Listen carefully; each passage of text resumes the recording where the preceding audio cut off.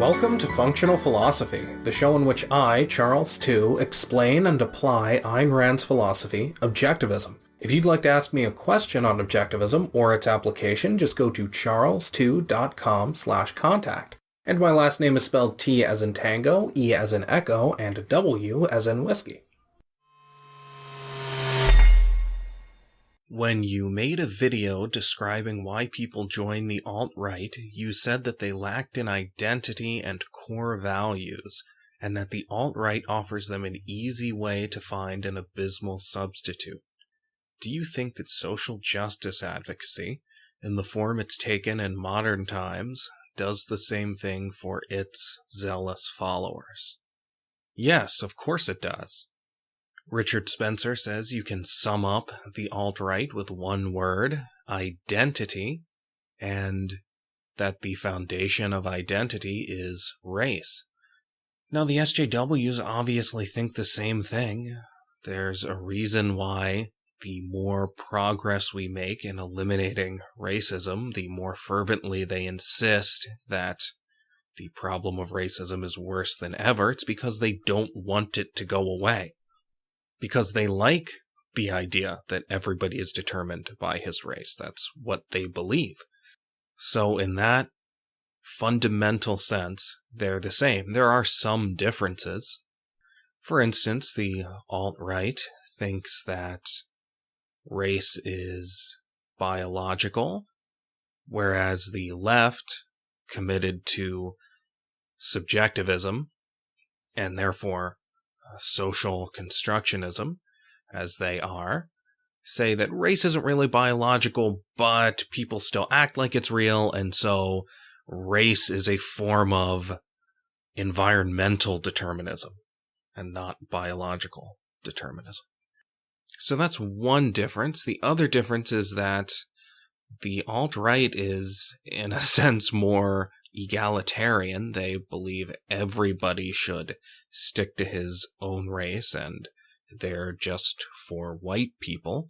But they understand black collectivism and all kinds of racial collectivism, whereas the left are nihilistic, and they do believe in a racial politics for everyone but white people, or rather, white people's racial politics should be suicide. And so in that sense, the white people who make up the core of social justice, despite how many minorities they've attracted, those white people are really just nihilists, and they don't even care about having a tribe to belong to. They're just pushing tribalism for other people as a means of destroying themselves and everything good as they see it. On both sides, I think there's a bit of LARPing or role-playing going on. You know, if you're a loser teenager and you don't have personal values and you watch anime or, I don't know, read Sherlock Holmes, right? There are people who read Sherlock Holmes or watch a TV show or movie with him, and then they think, oh, Sherlock Holmes is so cool, I'm going to wear the clothes he wears and smoke a pipe and go around saying elementary all the time. Now, do the people who do that have a passion for what Sherlock Holmes does? Do they share his values? No. They just want an identity. And so they adopt Sherlock Holmes's values because values are the actual foundation of identity. And they don't care what values they are. They just want strong values. And I think the same is true initially for many of these people who join the alt-right and some SJWs, especially the more communist types, because then they get to role play as communist revolutionaries. And Richard Spencer obviously loves fancying himself as a Nazi 1920s, 1930s intellectual. And I think a lot of these people who join up with the alt-right are just happy to have a character to play as, and that is a Nazi. And I think they're attracted to Nazis because they are nihilists. I think there are many people who get involved with the alt-right who are nihilists, mostly the internet types. And these are the same people who say the N-word on Xbox Live and online video games. They're just doing whatever they can. They're looking for the ultimate taboo and then engaging in it, just as a means of destruction in itself. And Nazis are the ultimate bad guys, so okay, let's play as Nazis. So just like the kid who thinks Sherlock Holmes is cool, doesn't really care about smoking a pipe, he doesn't enjoy it, he just does it to adopt some value. I think a lot of these people start out not caring about whiteness, they're just adopting racial politics as the value of the characters they want to emulate. Now, I want to stress that I think that is only a proximate psychological cause. I'm not saying that that explains it. The underlying cause is philosophical. I mean, there are all kinds of ways that people try to get pseudo second-handed identity. And philosophy is the reason that it's taking the form of the alt-right and the social justice left. But I do think psychologically, the way that some of these people get their identity from these movements, at least at first, is by role-playing as Nazis and communist revolutionaries. But ultimately, it becomes about getting your identity from your race. Because it's not something you have to work for, it's just something right there. All these people say, humans are naturally tribal. No, cowards are naturally tribal. You're not tribal if you develop your own values. You're tribal when you've failed to do that, and now you need some substitute. So other people, please give me values. So I would say with both of these groups, it comes down to race for many people from the get-go, and for the rest, later, as the ideas they are adopting second-handedly come to actually mean something to them. And the only exception to this are white people on the social justice left, because they don't care about having a tribe or upholding anything. They are just out for pure destruction. Next question. Whose job/responsibility should it be to print money? I'm all for the deregulation of corporations, but I'm not sure if a company with as only real value making profit would be suitable for the task of printing money. But at the same time, I feel that giving the government the power of printing money may be more authoritarian. How would the creation of money work in a free society? Well, first, it's not more authoritarian. We're not on a spectrum here. Having the government have this power is authoritarian or statist, and having this power exist in the private sector with free people is not authoritarian. That is freedom. Now, who would print money? Well, by money you mean the paper currency we use to represent wealth. Well, why do we need paper currency at all? That's the first question to ask.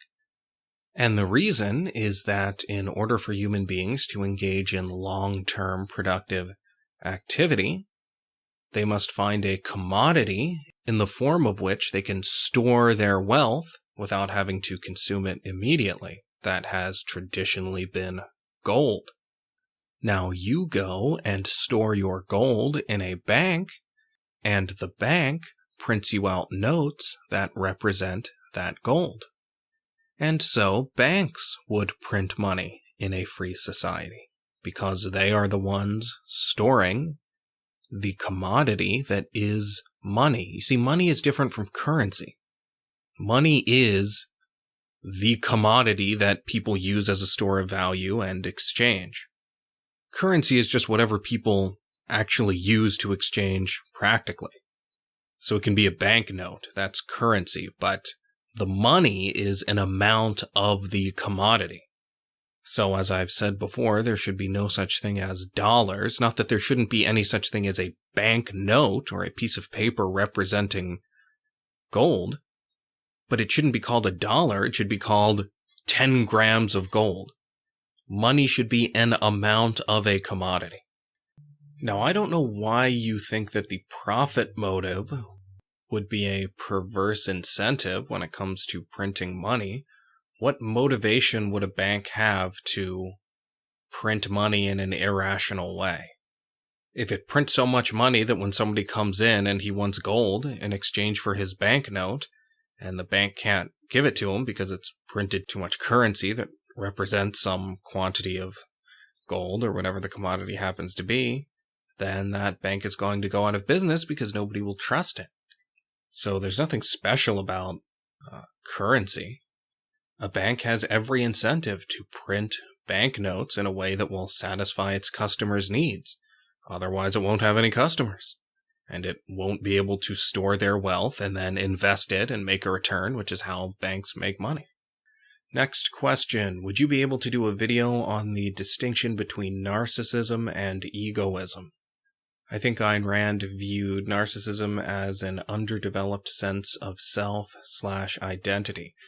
I've always been puzzled and frustrated by people totally in their own world who don't observe or care about anyone else around them.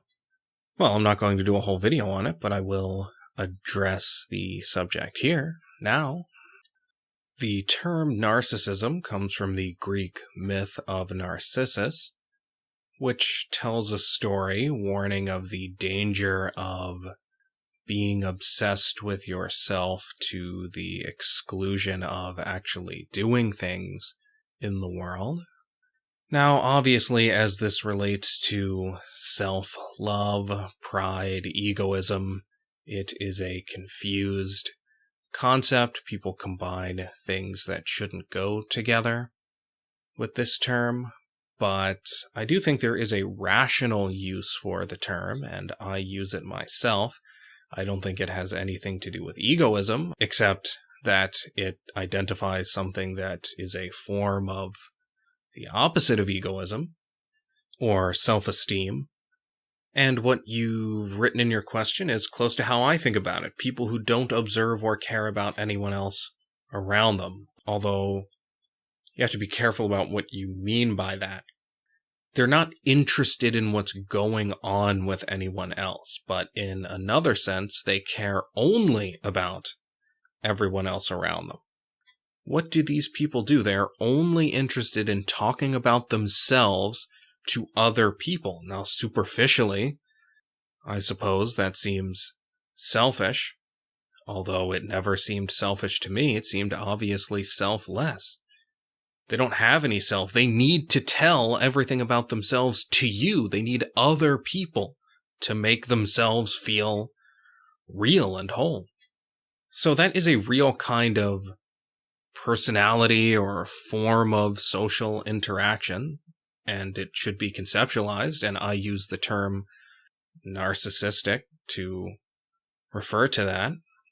I mean, it's the same thing as bragging. Who brags? Not confident people, not people who are secure, and everybody recognizes this on some level. Not even on some level. People talk about this. I mean, people talk about being, secure in your masculinity when you're willing to do something that's seen as traditionally feminine. But somebody who goes around bragging about how macho he is, well, you immediately think that this person isn't really confident in his masculinity. So this isn't that hard to understand. People who only talk about themselves and don't care what you have to say about yourself have no self-esteem, and they are trying to get esteem from you and everyone they talk to about themselves. They are trying to get other esteem. Now, that is not egoism. With egoism, you say, oh, I like this person because I have my own values, and this person corresponds to those values in some way. He shares them. But if you are a narcissist, you're not projecting outward. You're trying to get other people to fill you up. You're not saying, I like this person because I like me, and this person is like me. You're saying, oh, now I can like me because I like this person and he approves of me. You have to be the foundation. You have to be the source. That is what it means to be egoistic. You have to judge other people as worthy or unworthy according to your standards, not judge yourself as worthy or unworthy according to other people's standards. And that's what narcissists are doing.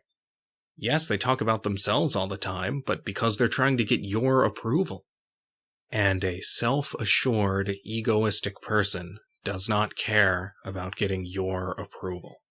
He may want you to approve of him, but not because his fundamental view of himself depends on what you think. If you'd like to keep up with everything I do, just go to charles2.com. If you'd like to enable me to do more, just go to patreon.com/charles2 and become a supporter. Thanks for listening.